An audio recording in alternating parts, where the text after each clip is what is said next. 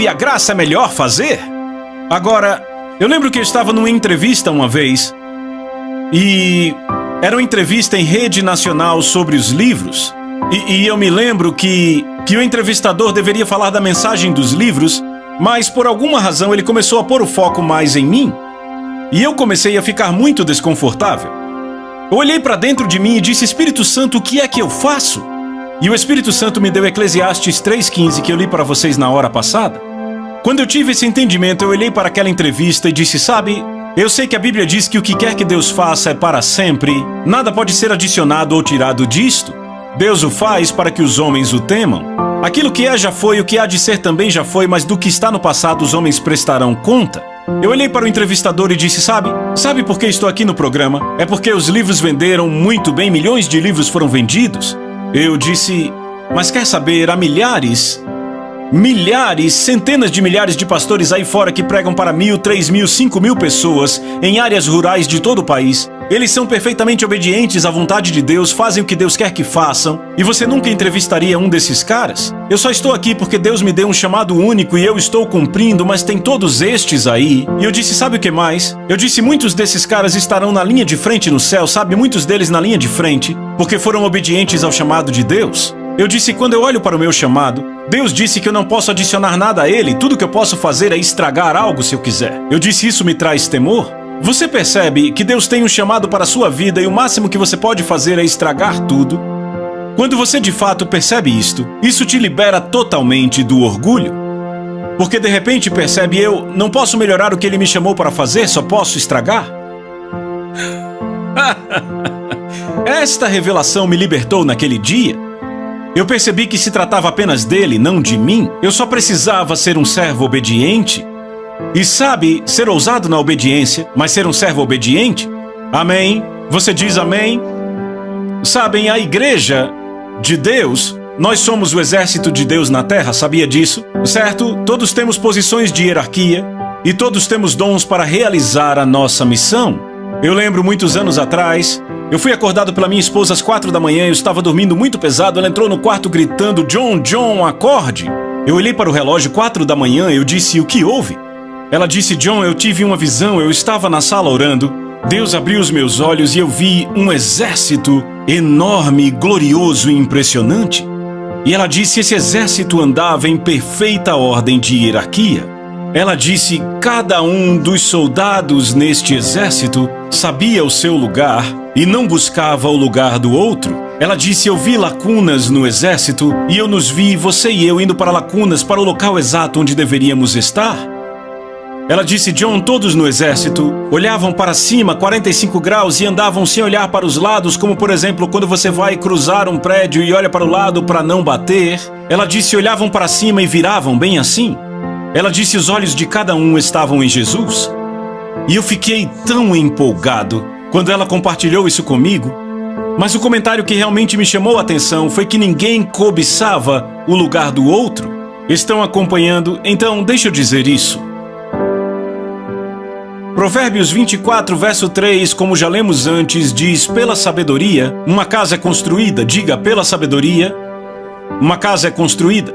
Mas eu quero que você lembre do que falamos: casa, casa, uma casa feita sob medida para Deus. Pela sabedoria, uma casa é construída, certo? Mas a Bíblia nos diz que há duas sabedorias. Estão comigo? Então podemos estar construímos a todo momento. Mas a pergunta é: com que sabedoria construímos? Vá comigo para Tiago 3 e eu vou te mostrar. Tiago 3.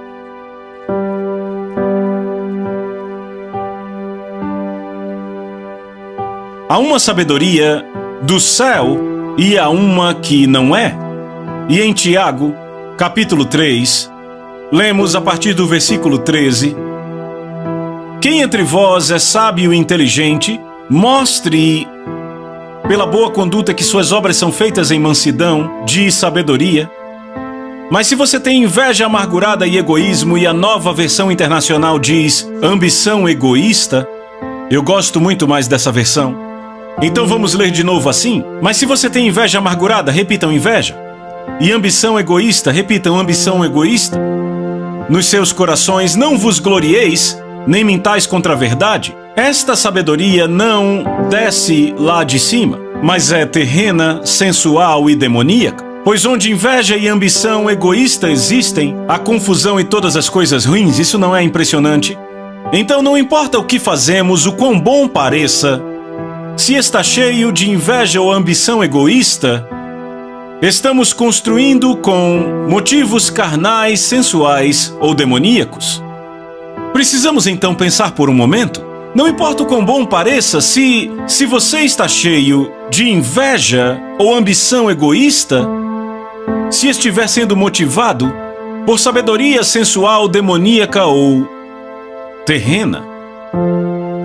Então eu acho que é importante falarmos um pouco de inveja e de ambição egoísta, certo?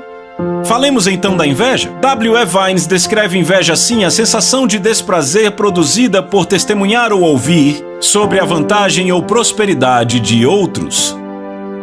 Posso dizer de novo? A inveja é o sentimento de desprazer produzido por testemunhar ou ouvir sobre a vantagem ou prosperidade de outros. Então pergunte a si mesmo, quando alguém prospera ao seu lado, você se alegra? Ou pergunta, por que não foi comigo? Isso diz respeito à sabedoria?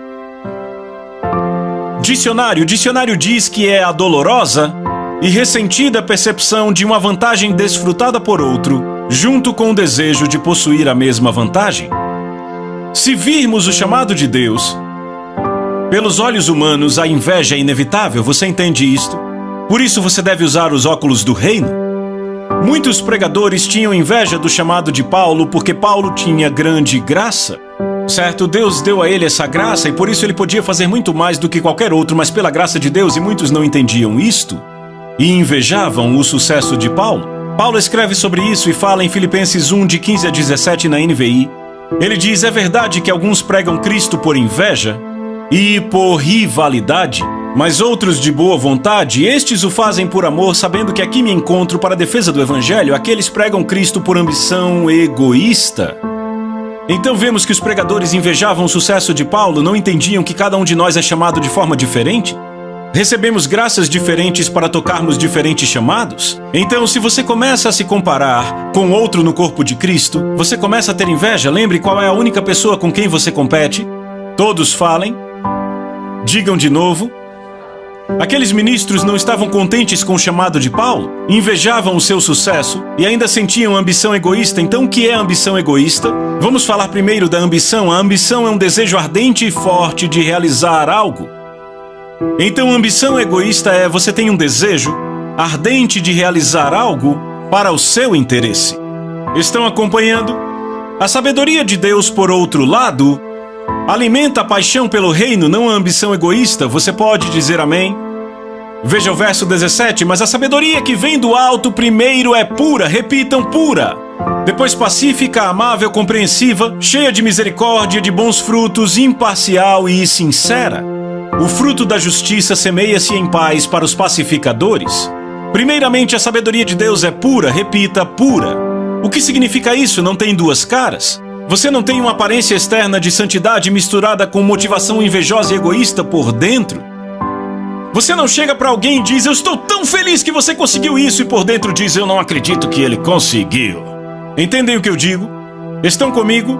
E você diz, se eu tiver isso dentro de mim, trate disto. Arrependa-se, e quando você se arrepende, esta humildade e a graça de Deus te darão a habilidade de não se alimentar com a inveja e com a ambição egoísta. Veem, muitos de nós não recebem algumas coisas porque não entendem a beleza do arrependimento. Quando você diz, Deus, a culpa é minha, sou eu que tenho um problema aqui. Senhor, eu odiei e eu me arrependo.